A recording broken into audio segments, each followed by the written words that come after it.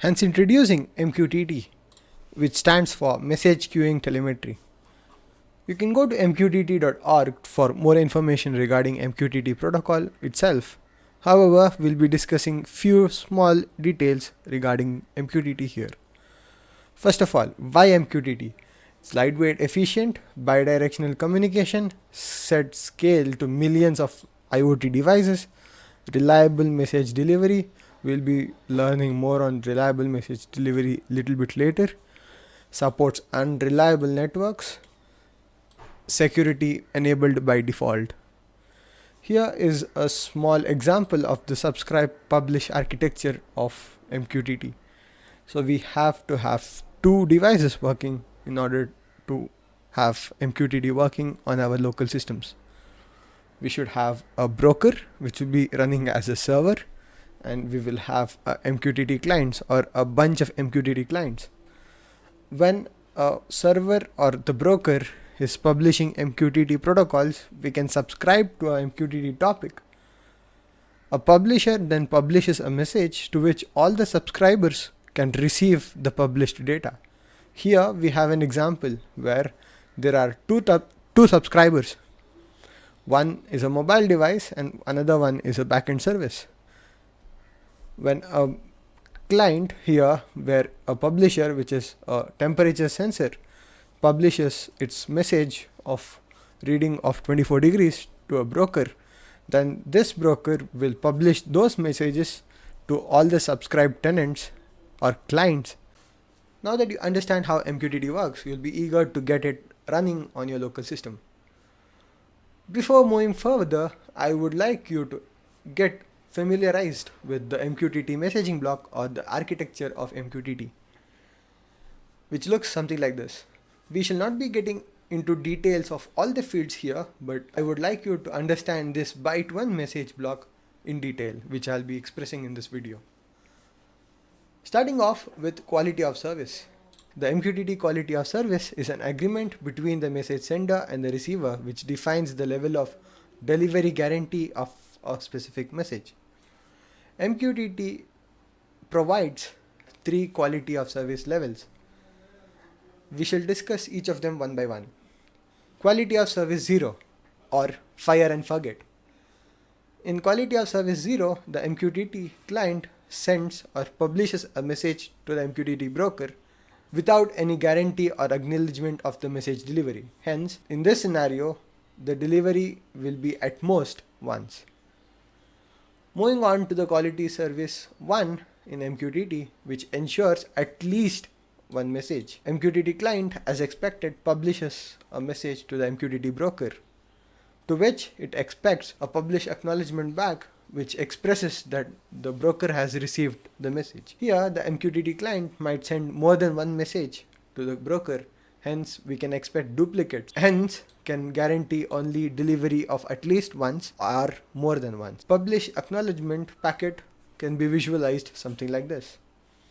Moving on to quality of service 2 for MQTT, which is the highest level of service MQTT offers. In this, we have a 4-part handshake between the sender and the receiver, which achieves exactly single message delivery. Here, the messaging starts off when the client or the producer publishes a message to the broker with quality of service 2. Once the message is received by the MQTT broker, the broker acknowledges it with a publish received message, which contains the message integrity received by the broker. If the message received by the broker is incomplete or corrupted, the publish receive message block will contain misaligned integrity of the message block. In such cases, the MQTT client is expected to push another message with increased duplicate incremented by 1 every time it sends a publish release message to the MQTT broker. Once the message integrity matches, MQTT broker sends back a publish complete message which ends the transaction in quality of service 2, enabling us to have the delivery to be exactly once. You can go through this link which will be there in the description down below for a more deeper dive for message blocks of each of the transactions that happens between the client and the broker. Moving on, we have this retain block. Retained messages in MQTT, that is, when the retained flag is set to true, the broker will send all of the messages to the subscriber, the subscribing client with the retained flag as true, even though joins a conversation later will have all of the previous history messages with it. Now that we have a good understanding of MQTT, it's now time to install the broker and the client. MQTT can be installed in various ways, including Docker, a standalone service, standalone application, many more. However, in my case, I will be installing it on my home server. Depending on where you're installing, you have different methods, and the documentation for each of them is quite in detail.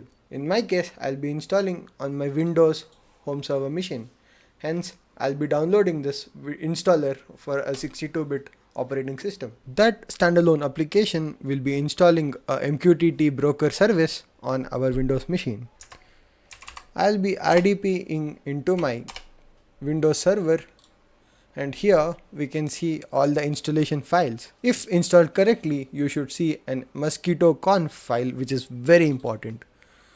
The mosquito.conf file generally will contain all the important details. If you're intending to use the MQTT.conf file, I would like to highlight in the listener section, you will have to have your port and the host name of what the broker should run on. This is quite confusing and should be in the same format as shown. However, to run this MQTT, you will have to do some changes. First of all, you have to go to your services and check if the Mosquito broker is running. If it is not running, right click and start it. In my case, it is running quite fine, hence I will not do anything. And another thing you will have to do is to allow MQTT Mosquito broker on port 1883 so that the TCP IP connections can be happening underneath. Now, to run the MQTT server, you just have to open cmd in that specific file or define environment variables for Mosquito so that you can use the Mosquito command system wide. Mosquito.exe -p, by default the port will be 1883. You should be able to connect with this MQTT using a client. Going to the client, I found MQTT-X is a very good option. MQTT-X is a cross-platform MQTT client. The installation of MQTT-X is quite straightforward. You can go to the release pages here in GitHub, and based on your operating system, you can select and install it. I am running on a Windows 64 based machine, so I'll be installing this binary file. Once you have successfully installed MQTT-X, you will be welcomed with a UI something like this. The first thing you would need to do is to have a new connection between your broker and the client. The client in my case is this MQTT-X, and the broker in my case is the MQTT Mosquito broker, which is running on my home server. By clicking on the new connection, we will have a UI to have configure the connection. The client ID can be any random string which should not be colliding with existing client ID. Host in my case will be MQTT, and the IP address is 192.168.29.202 where my server is running on. And if I hit connect, I will be welcomed with a connected screen. To subscribe and publish messages, I have a better idea. This is the all new Raspberry Pi Pico and the Raspberry Pi Pico W. The Raspberry Pi Pico W, the one which has the white shielded module, contains a module called ESP8266. This module is capable of connection to a network access point and supports multiple protocols, of which MQTT is one. Hence, we will be using this Raspberry Pi Pico W to run a script which I have written in this Tawny MicroPython IDE using MicroPython to send the temperature readings using the internal temperature sensor of the Raspberry Pi Pico W. If you want a detailed description of the program that I've written, you can comment down in that and I'll explain you line by line. However, if you want to get going with the code, you will have to change the connection details like your network IP and your password, the MQTT server IP address, the client ID with which you will be connecting to, publishing topic for which you will be publishing the topic. Now that we have configured the code, we will have to copy this topic publish and paste it on to your MQTT-X.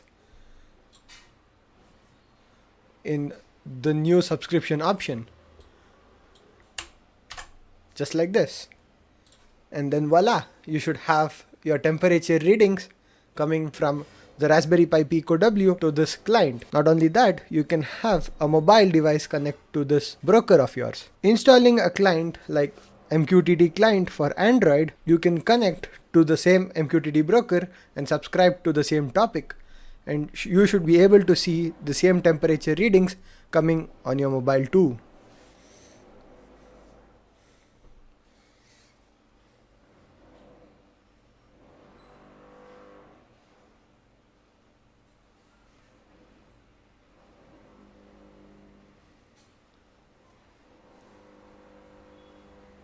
Thank you for watching this video. If you find something interesting, a subscribe to the channel would be great.